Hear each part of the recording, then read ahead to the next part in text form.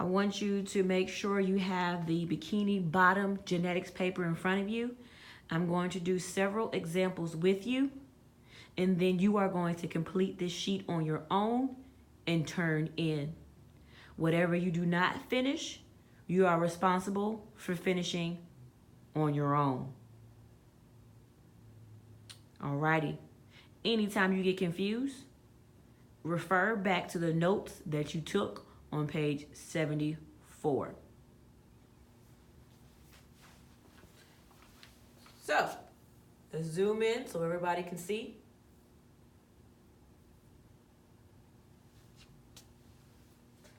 Number 1 says, for each genotype below, indicate whether it is heterozygous by writing a HE or homozygous by writing an O.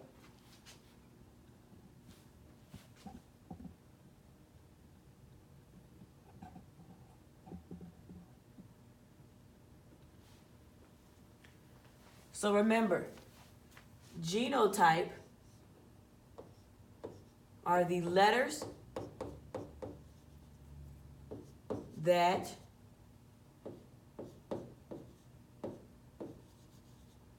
represent the gene. I'm putting in parentheses 2 letters or 2 alleles. It's the same thing. Alrighty? So remember, if it's homozygous, you put an HO. If it's heterozygous, you put an HE. Remember, hetero means different. Homo means same. All right, I'm going to do a couple examples with you, and then you're going to continue on finishing on your own. Okay, so capital, capital. They are the same, so therefore that is homozygous. Say homozygous. Homozygous. Then, this one here, are they different? Yes, so therefore different is heterozygous, and you put an HE. Now that I did 2 examples with you, pause the video and complete. Make sure you answer the question, which of the genotypes in number 1, so that means these here, would be considered pure breed. If you forgot what pure breed is, go back to your notebook on page 73.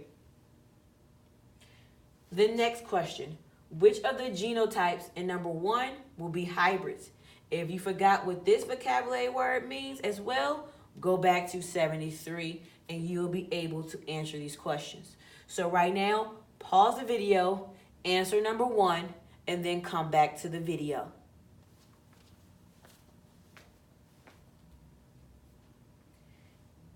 Next question.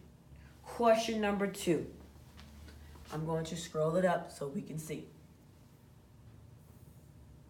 Let me do this all 3 over here.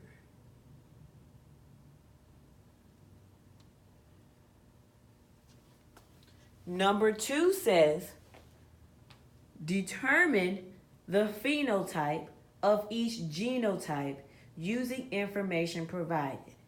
Remember, I'm going to highlight. The phenotype is what we see with our eyes. So therefore, either yellow or blue. The genotype are the letters that represent the gene. So 2 alleles. Okay? So, you always want to make a key. We already know what letters we're using, and this first one we're using Y's. So yellow body color is dominant. So what type of Y will represent yellow body if it's dominant? Yes, a capital Y. Make sure you show a drastic change of the letters, so I would not mark it wrong. If yellow is dominant, that means blue is what case letter? Exactly. Y. So it says determine the phenotype of each genotype. So we're not done. These are the genotypes. We need to know the phenotypes of those genotypes. So capital Y, what physical trait will we see? Exactly. Yellow body color. A capital lowercase, what will you see? Remember, anytime you have one capital or two capitals, you will always show that dominant trait. So therefore, that will be what? Yellow. Then the next one are two small y's. Let's go back to the key. Two small y's will give you what body color?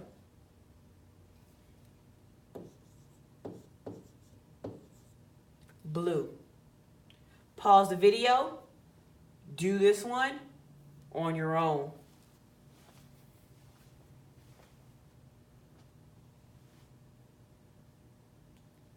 Next, number 3.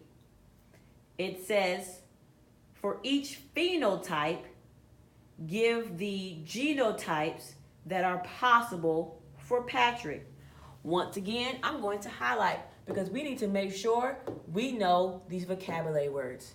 So phenotype here is tall, because that's what we see with our eyes, and short.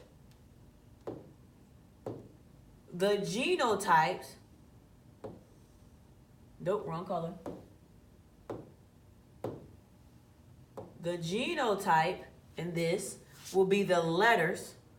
All right, so that's what we need to write down. Remember, the genotypes, for every trait, we need to have 2 because we have what? 2 parents. Okay, so therefore, you're going to write the genotype here.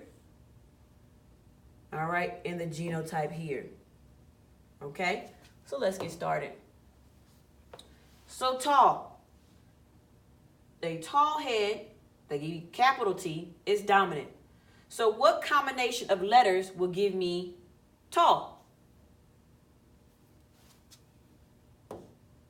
Capital T, capital T. Is that the only way you can have a tall head? Nope. Because remember I said, even if you have one dominant, that dominant trait will be expressed. So therefore, that's another possibility. Okay? So both of these genotypes will give you what phenotype? Tall. Okay? Now for short, what's the only way possible to show or have the genotype for short? Exactly. Both of them has to be small. So what I want you to do now, since I did one example with you, I want you to finish number 3 on your own. Pause the video.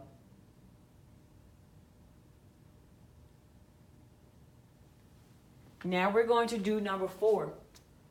We're working our way up to more difficult problems. So number 4 is a word problem. But remember, we still need to read everything and make sure you highlight. All right, so it says, I'm going to read it and then we're going to highlight. It says, SpongeBob SquarePants recently met Sponge Susie Roundpants at a dance. SpongeBob is heterozygous for his square shape, but Susie is round. Create a Punnett square to show the possibilities that will result if SpongeBob and Sponge Susie had children. Hint, read number 2. So they tell you going back up to number 2 to see what letter do we use for square shape, and round. So at this time, go to number 2. What letter is it? Exactly, an S. So before we start anything, we need to make a key. Big S, small s. Okay? Now, it doesn't say in this reading which one is dominant, but we can figure it out. Let's go to our highlight. All right, so it says that SpongeBob is heterozygous for what? Square shape. So if it's heterozygous, is that different or same?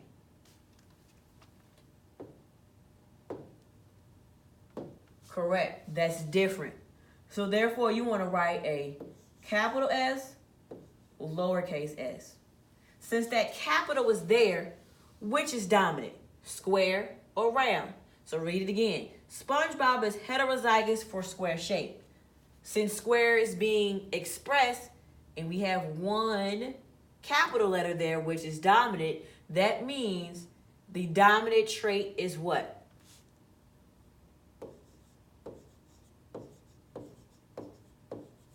Square. So therefore, if it's not square, then it is round.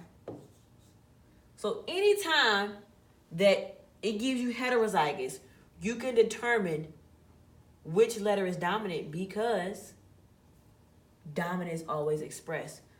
So therefore, whatever the question says that heterozygous is expressing like here, square shape, that's going to be dominant because the dominant letter always overpowers the recessive. Okay? Now, it says Sponge Susie is round. So what's the only way of showing a recessive trait? Exactly. Both of them must be small. So we're going to bring the parents down and show it properly. So we know SpongeBob is capital S, lowercase s. We put an X there showing that we're crossing them. And then you put a lowercase s because that what Sponge Susie is because she's round. Are we done there? Nope, we just got started. Now that we have the parents, what is needed to make babies? Exactly, sex cells. So therefore, only one allele for each trait is in the sex cell. So now we have to do what? Separate the letters to write our gametes on the outside of the Punnett square. Okay? So let's take this one. Capital S, lowercase s. So you see how I'm making a drastic big difference of my s's? You need to do the same thing so I won't mark your answers wrong because I need to be able to tell the difference. So we did this parent. Then the next one. Small s, right? Now it's time to bring everything over and everything down. Big S, small s. Bring everything down. Small s, small s. All right, so it says list the possible genotypes. Remember, genotypes are the letters. So you're going to take what we have here and list the possibilities. So I see that right there. So therefore, vocabulary word, that is heterozygous because hetero means different. So we're halfway done because both of these are the same. You only write it down one time. What else do we see inside? The remainder are homozygous what, since they're both small? Exactly. Homozygous recessive. Are we done? No. We only did genotype. So now it's time to do phenotypes.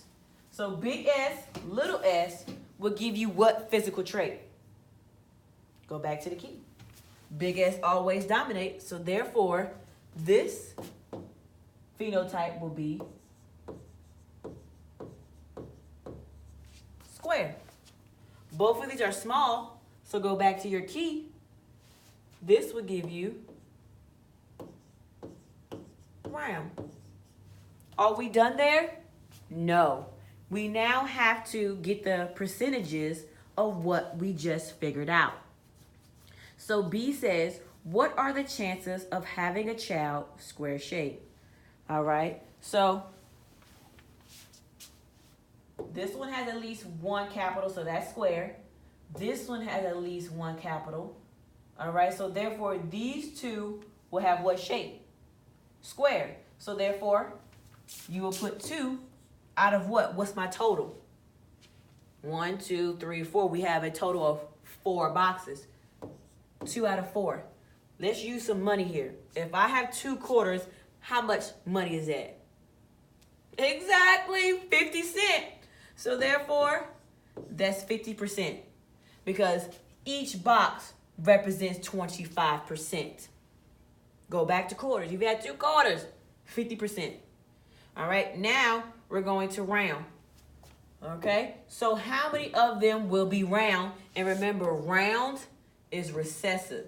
So you must have 2 recessive S's. We have 2 recessive S's here, 1, and we have 2 recessive S's here, 2. So therefore, we have 2 out of 4, which is 50%. Now I'm going to go to even an extension, because sometimes they ask us for a ratio. Okay, so we're going to write down, I'm going to use my colors again, the genotypic ratio. We use red for genotype. So how many heterozygotes do we have? Let's count them up. Heterozygous, 1. Is this heterozygous? No. Is this heterozygous? No. Heterozygous, 2. All right, so we have 2 of those. Then you put a colon for your ratio. All right. So then, what other genotypes do you see? Homozygous recessive, homozygous recessive. How many do you see? 2. So that is your genotypic ratio, because we have capital S, little s, little s, little s. Okay? Then if it asks you for, let's change the color because we're talking about phenotype now. If it ever asks you for the phenotypic ratio, you do the same thing, but you're counting what we see with our eyes. So how many will be square? Let's count. 1, 2. How many will be round? 1, 2. So, is the ratio the same with the genotype and the phenotype? Yes, it's a 2 to 2. 2 to 2, 2 to 2. But will it always be that way? No. What I want you to do, I want you now to work out the remainder of the problems on your own. What I want you to make sure you do, highlight vocabulary words. Once you highlight vocabulary words, make your key. Once you make your key, figure out the genotypes of the parents. Once you know the genotypes of the parents, fill in the Punnett square and answer these questions. Anytime you get confused, rewind the video, watch it again, or look at your notes on page 74. Okay? This is all possible. Okay? If you really can't figure this out, go back and watch that video that you watched before coming to this worksheet. This is all possible. You can do it.